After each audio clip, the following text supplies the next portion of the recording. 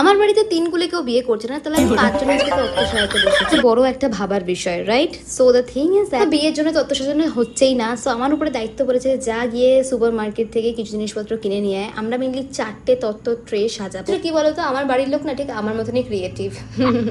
So এর জন্য আমরা ডিসাইড করেছি তত্ত্বের মতন করে গিফট দেওয়া যেতে পারে, কারণ আজকে আমাদের রয়েছে একটা অ্যানিভার্সারি পার্টির ইনভিটেশন। সবাই বিজি থাকার কারণে পুরো দায়িত্বটাই আমার উপরে পড়েছিল। আমরা 4টে ট্রে বানাবো, প্রথমেই বললাম না, তার মধ্যে একটা ট্রে যেখানে আমরা অ্যানিভার্সারি উইশটা লিখে প্রোভাইড করবো চকলেটস দিয়ে, ওটা আগের দিন রাতে বোন বানিয়ে গেছিল। আর আমার উপরে দায়িত্ব ছিল একটা স্ন্যাক্সের ট্রে যাবে, একটা মিমির জন্য ট্রে হবে, আর একটা মেশোর জন্য ট্রে হবে। আর এদিকে আমি একটু ফ্লেক্স করে আমার নিউ নেলসটাও তোমাদেরকে শেয়ার করছিলাম। আর মেশো ট্রেটা সব থেকে বেসিক, কারণ ওটা সব থেকে লাস্টে আমি করেছিলাম, জাস্ট ঢুকিয়ে দিয়েছি জামাটা।